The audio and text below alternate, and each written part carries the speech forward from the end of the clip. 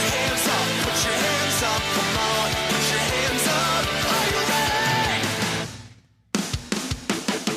We welcome you guys into a brand new episode of Time2Football. Glad you guys are able to join us on this wonderful Wednesday morning, December 29th, 2021. Hey, 2021, almost over. 2021, almost over. Crazy thing. Hey, we're still processing 2020. Hey, what happened? What happened? It all bled together. It's all the same year. It seems like, with everything going on with COVID. And now there's more news going on with the COVID in regards to the NFL, which we're going to be talking about when we talk about our NFL news and notes. My name is Hassan Khan, the host of this channel that we like to call it Time2Football. Very appreciative of you guys joining us in the live chat. If you guys are live streaming this on YouTube, as we are airing this on YouTube. But then you can join us later on if you want to listen to us on the road, at the gym, whatever it may be, at work. You can listen to us at iTunes, on the podcast app. Just search for us, search Time2Football. You can listen to us on the go. Hey, you guys are tuning in with the live chat right now. Mike saying morning to ya. Morning, Aftershock Value, Grand Rising. Thank you. And then you ask your fantasy football questions. I actually talked to Sean Landry about this, who's going to be a guest later on tomorrow, actually.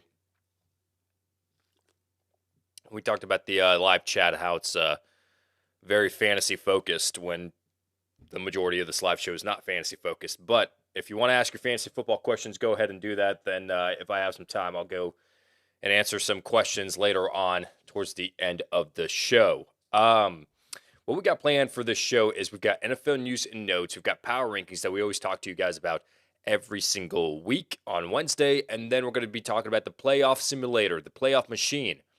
We've been doing this for every Wednesday where, hey, we'll just look at the favorites for each week. Who are the favorites to win each game? And then based off the favorites, based off of what is being said in Vegas, the spreads, who's going to win, let's just simulate those games and see how that affects the playoff picture, right?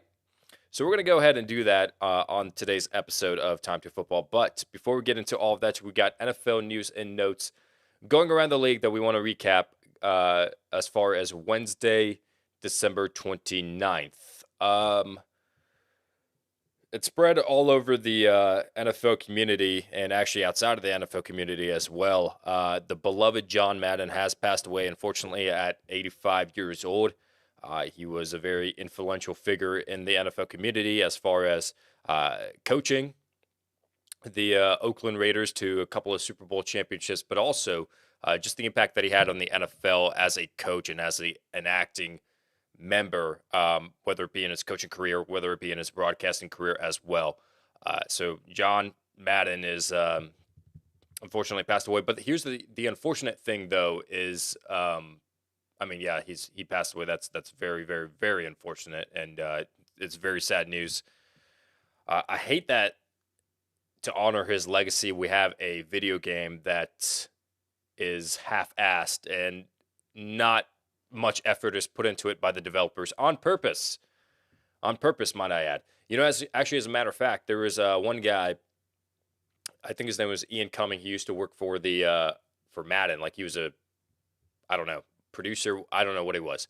But he came up with so many ideas for like one edition of Madden 1 year. He was like, hey, we should do this. We should do that. This will make the greatest football game ever. And he was purposely told, those are great ideas. Let's just do one of those each year. So let's just stick to one so we can spread it out and make the game seem like it's newer and newer and newer every single year. And I hate that. I really do. And people have suffered through that. So I hate that John Madden's legacy will be remembered because of by the newer generation, and will be remembered by the crappy video games that his name is attached to. But it is what it is. But yeah, John Madden, unfortunately, has passed away at 85 years old.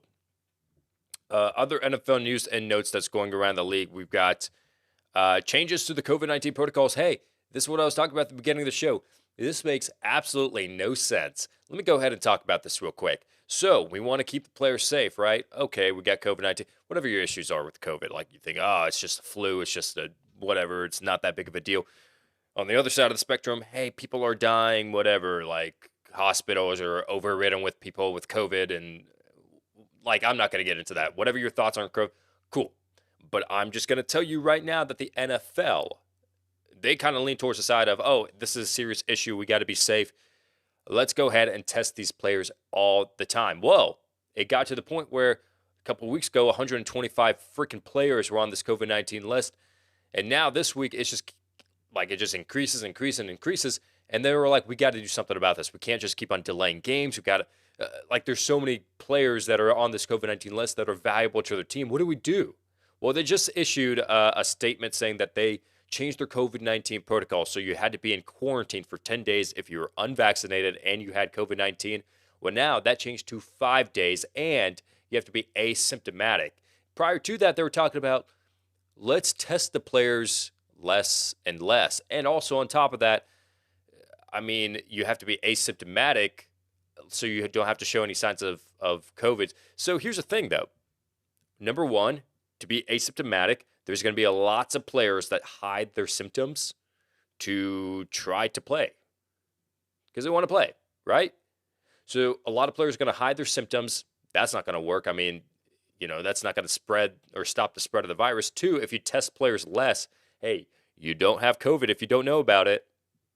I probably had COVID like 3 or 4 times already, and I didn't know about it, right? Probably all of us did. Probably only knew like once maybe that we had COVID, but we probably had it more. So I guess the NFL is taking that approach. You don't know if you have COVID if you don't get tested. And they follow the CDC guidelines of, hey, let's keep the games down or keep the days down in quarantine from 10 days down to 5 days. And this is according to the CDC guidelines. Then I'm thinking to myself, like, did the CDC just say this yesterday?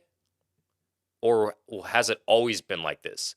Hey, if the CDC recommended 5 days of quarantine as opposed to 10 days following CDC guidelines back in like September, why didn't we follow that?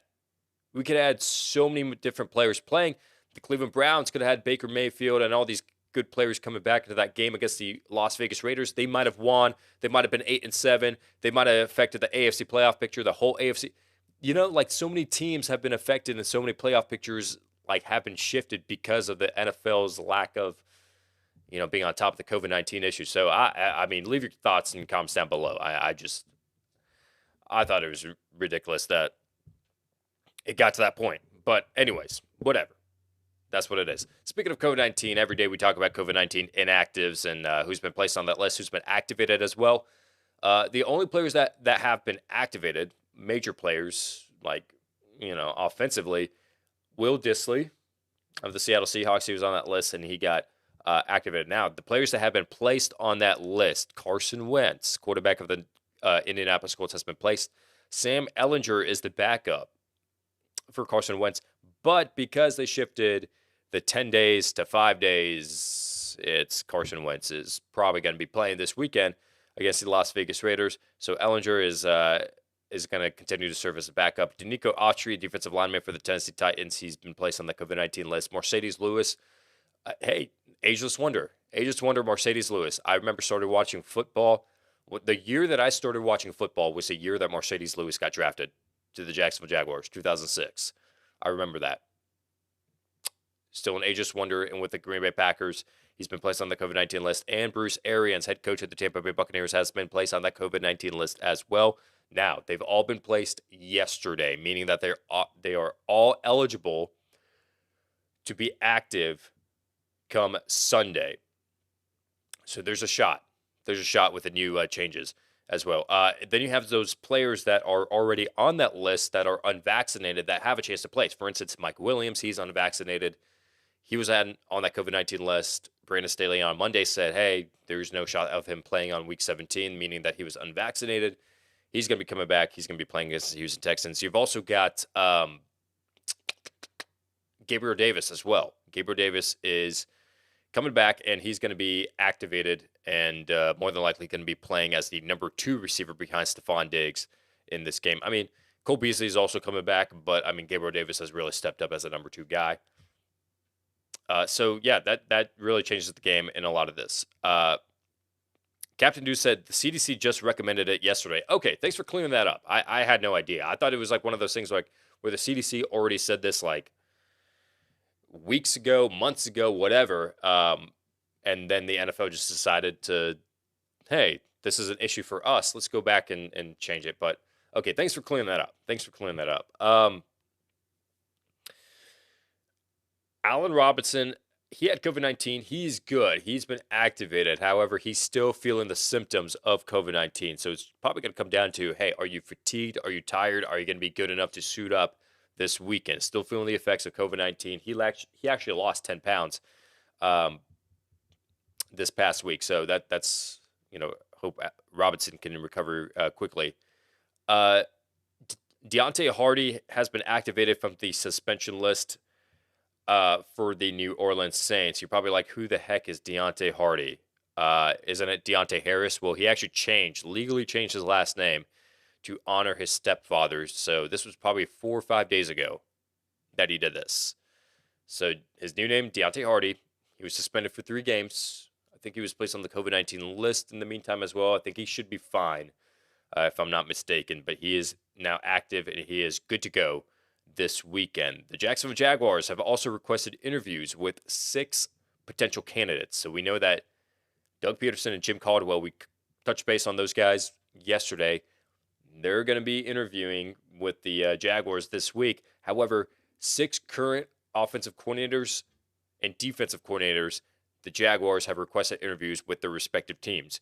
Byron Leftwich, offensive coordinator for the Tampa Bay Buccaneers, who people are already saying is a clear front runner to be the head coach. Let's see if the Bucs grant them that access. Todd Bowles, the defensive coordinator for the Tampa Bay Buccaneers, has been requested. Kellen Moore, offensive coordinator for the Cowboys. Dan Quinn, defensive coordinator for the Cowboys. Matt Eberflus, defensive coordinator for the Colts. And Nathaniel Hackett, offensive coordinator for the Packers. So those are the 6 players, or the 6 offensive coordinators and defensive coordinators that have been, that the Jaguars have requested interviews for their new head coaching position. That is your NFL news and notes for today, week 17, Wednesday, December 29th. Now we're going to get into power rankings. Hey, we talk about this every Wednesday. What's going on in the NFL? Who are the top dogs in the team or in the league after week 17 or week 16 going into week 17? Dang, Hassan. Speak clearly, Hassan. Week 16, following week 16, who are the best teams in the NFL power rankings going into week 17? That's what I tried to say this whole entire time, but I stumbled on my words. Hey, it happens. It happens. You know what? And guess what? I don't care. I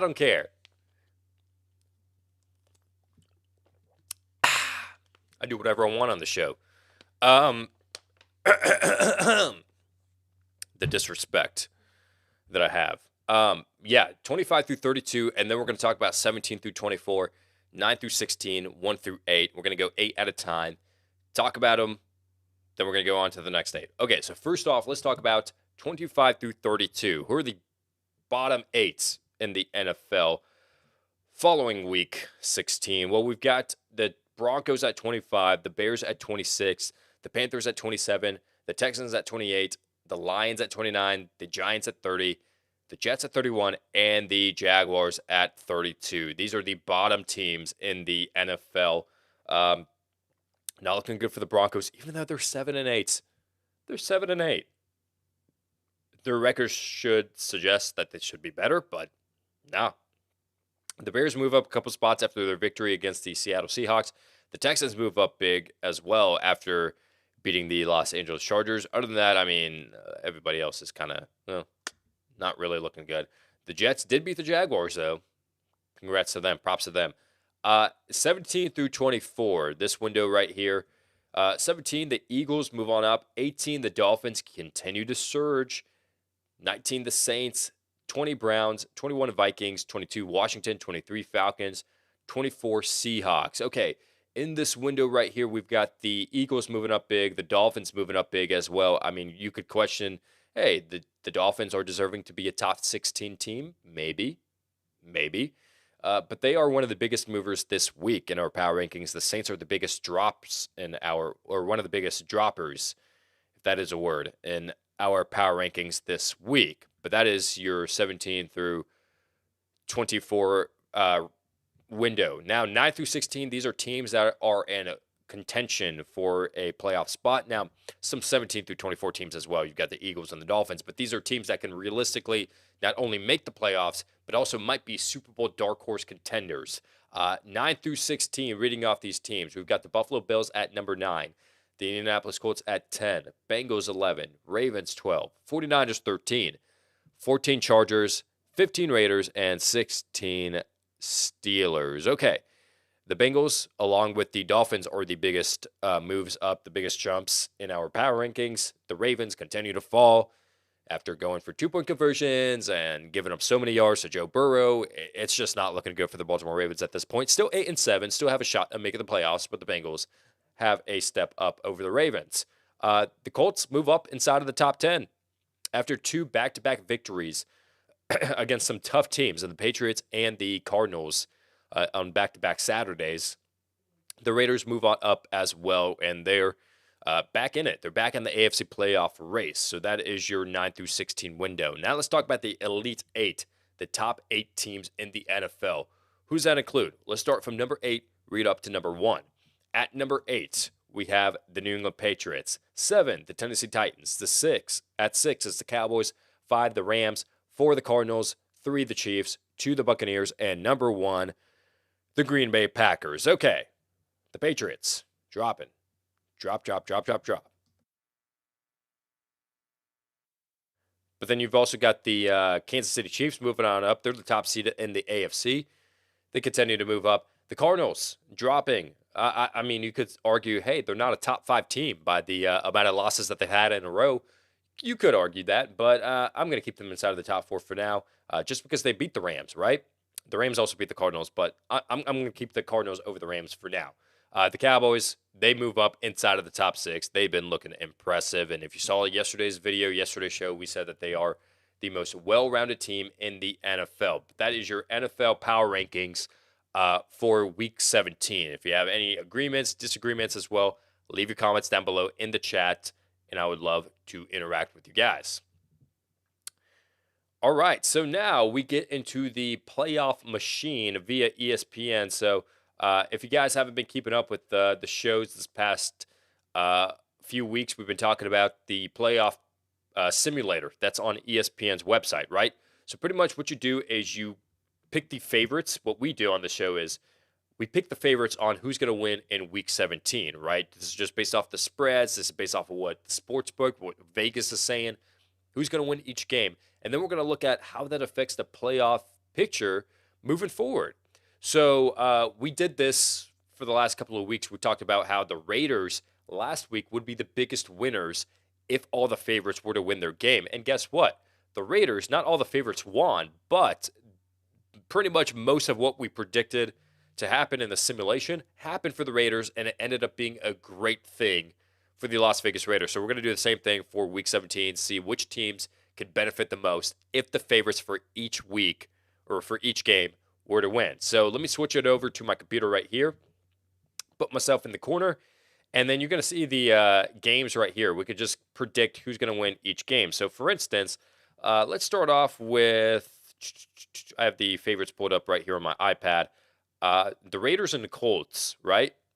So for instance, the favorites to win in this game are the Indianapolis Colts, 7.5-point favorites, actually, as a matter of fact. So they are big favorites to win in this game. Let's select the Colts to win at home, right? So how does that affect the playoff picture? Well, it doesn't really affect it too much because you've got the Colts right here. They're the 5th seed, right? But if the Raiders were to win this game, you've got the Raiders moving on up 9-7 inside of the 6th seed.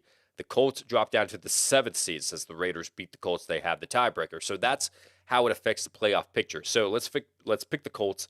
They are the 5th seed, sitting at 10-6 after this week. Now we've got the Giants and the Bears, and the Bears are a 6-point favorite. So let's pick that. That doesn't affect the playoff picture. Both teams have been eliminated. The Buccaneers and the Jets, the Bucs, even though they're on the road, big favorites, 13 points. They move on up to the 2nd seed. That's because the Cowboys, we haven't determined their game just yet. The Falcons and the Bills over here, we've got the Bills as 14.5-point favorites. Big. The Falcons are big underdogs. Right now, they're the 4th seed. So if we click them to win, they move on up to the 3rd seed. So it's just between the Bengals and the Bills at this point on the 3rd and the 4th seed. Eagles and Washington. This is a huge game. If Washington loses this game, they are out of the playoff picture, and the Eagles solidify their spot inside of the playoff race. The Eagles are the favorites, 3.5-point favorites, so we pick them to win. They move on up to the 6th seed over the 49ers, the 7th seed. The Chiefs and the Bengals. This game should be a good game, one of the games of the week. You've got the Chiefs 5-point favorites, so they are the 1st seed. The Bengals are the 4th seed currently. Chiefs win, Bengals stay at the 4th seed. So, I mean, this is going to be big for the Bills to beat the Falcons and for the Chiefs to beat the Bengals. It's just a matter of matchup. Like the Bengals drop down to the 4th seed, the Bills move up to the 3rd seed. The Jaguars and the Patriots is the next game that we have here. So the Patriots are the favorites. Wow, 15.5-point favorites. That is a huge margin right there. So the Patriots win. They are up at the 6th seed.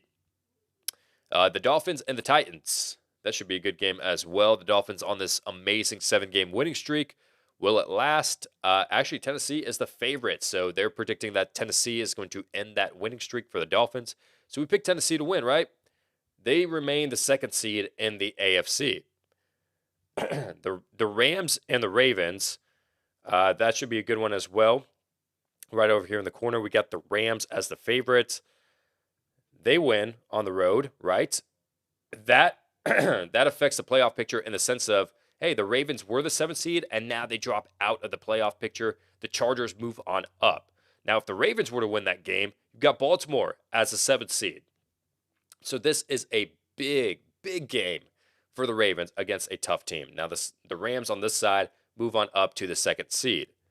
The Broncos and the Chargers, we've got the Chargers as the favorites, so we pick them. The Ravens already lost. They're already the 7th seed, but if we beat them, they solidify their spot inside of the AFC wildcard race. For the Broncos, however, more than likely, it is almost virtually impossible at that point to get inside. Actually, as a matter of fact, I think they would be eliminated if they were to lose this game. The Texans and the 49ers doesn't really affect the playoff picture too much unless it's on the side of the 49ers, currently the 7th seed. They were to win. They move on up to the 6th seed via the tiebreakers with the Philadelphia Eagles. The Cardinals and the Cowboys, that should be one of the game of the weeks as well. And you've got the Cowboys winning that game, right? Hey, by the way, Joe Buck, Troy Aikman, why do you always call Cowboys games? Why is that? This game actually got flexed as America's Game of the Week on Fox because they wanted Joe Buck and Troy Aikman to call it a Dallas Cowboys game. Huh? Why? Why is that? I'll never know. Anyways, the Cowboys are 5.5-point favorites to win in this game. The Cardinals, they drop down to the 5th seed. The Cowboys, they get their position back up inside of the top 2 in the NFC. The Panthers and the Saints are the favorite to win it in this game. They're trying to keep the playoff hopes alive, but even if they win, I mean, with the Eagles winning, with the 49ers winning, it's going to be kind of tough for them to make it into the NFC playoff race. The Lions and the Seahawks, doesn't affect it, but the Seahawks are the favorites, so we'll just pick them.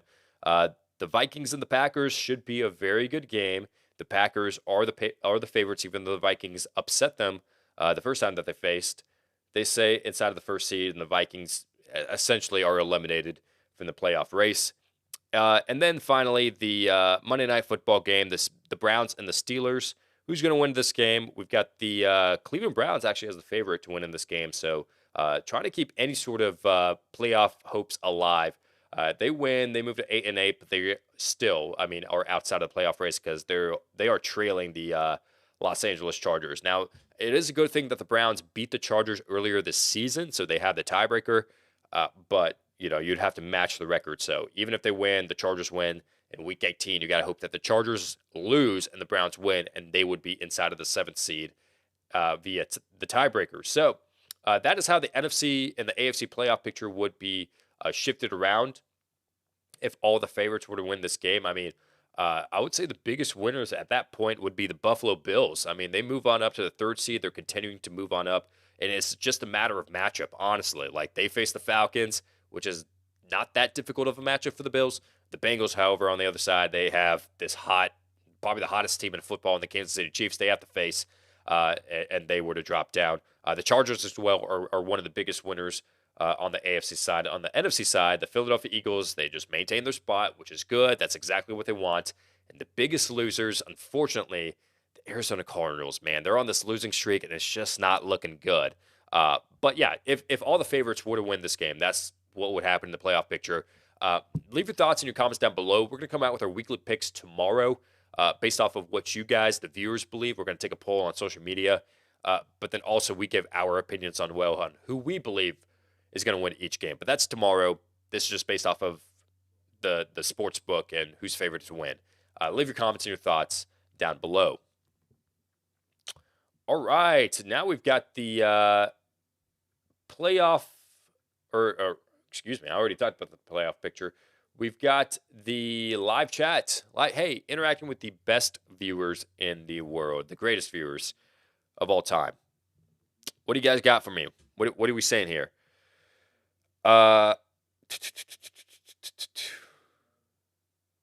RIP to the legend, John Madden. Earthly Links, yes. Quite the legend. Yeah. Sad news, man. What's good, my dude? Rubio, what's up? Caliente Kid, good morning. Salute to you in the chat. Great news. I'm in the final championship round talking about fantasy football. Just want to thank you and for the great advice you were giving me. You're best. You rock. Hey, Caliente Kid, I appreciate you tuning in. You're a loyal viewer.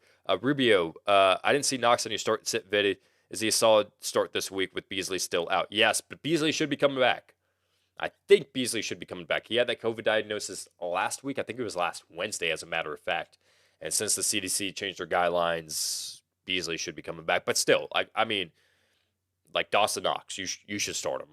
At this point, he should be a must start. I think another guy that I didn't mention as a must start is Zach Ertz, but he was on my list as well that I kind of left off. But Zach Ertz should be a start as well. Thank you very much for the content this whole season. Greetings from Mexico. Johan, Andre, JG. Thank you. Rubio also saying a lot of the young and healthy athletes will not get sick and be asymptomatic. Yeah. Talking about the COVID-19 protocols that have been shifted around in the NFL. That could be good news for a lot of teams and a lot of players that don't need to really, be concerned about unvaccinated players missing 10 days as opposed to just 5 days. And you're also saying, as a Dallas fan, I don't want to see any of our coordinators leave for Jacksonville. Yeah, Kellen Moore and Dan Quinn they've been rock solid. They've been great. I think, honestly, it's going to be Byron Leftwich. I think it's just because of, Tom Brady and Bruce Arians and all of them, helped out his case in Tampa Bay. He's been a good offensive coordinator, but then you've also got the fan favorite aspect of it, being a first-round pick, being their quarterback, and, it didn't work out as their future franchise quarterback. David Garrard took his job, but I think it's going to be Byron Leftwich that honestly gets that Jaguars job. Sean Landry saying, as a Saints fan, we should be lower than 19 behind Atlanta and Minnesota. Lost to Atlanta and Minnesota and is playing better than we are. Yeah, talking about the power rankings. Probably, yeah, but I wanted to factor in the wins, losses, the big wins that they had, because they still beat the Tampa Bay Buccaneers, right? So they still beat them, and I didn't want to drop them down too much outside of the top 20. So where's the Falcons? I mean, they haven't really had too many big victories this year. The Vikings have, but the Falcons, not so much. Cardinals should be behind Rams and Cowboys. Cardinals are sputtering. Yeah. I thought about, excuse me. I thought about putting the Cardinals below the Rams, but then I thought the Rams in their own right have lost some games that they should have won, right? Now the Cardinals did lose to the Lions, but maybe next week. If the playoff predictor is correct, the Cardinals are expected to lose this week to the Cowboys. they're going to continue to fall in the power rankings. Johan saying Cole Beasley, and Gabriel Davis activated. Is this new? Did this happen yet? Has this happened? I have not seen any news just yet. But maybe they have. Maybe I just missed something. Just got a notification. Yes, dude. Just got the notification on my phone right now. The Bills activated Gabriel Davis, Cole Beasley, and AJ Epinesa, their first-round defensive end that they drafted from the COVID-19 list. Dude, you're an NFL insider. You got that notification before anyone else. How'd you know that? Dude? Are you Adam Schefter? Are you Ian Rappaport? Watching Time2Football. Amazing news. Amazing. Joey Champagne saying Rams are so bad. Oh, I don't know, man. What do they call Sony Michel? The choo-choo train? That's what the Rams call them. They're running with a choo-choo train.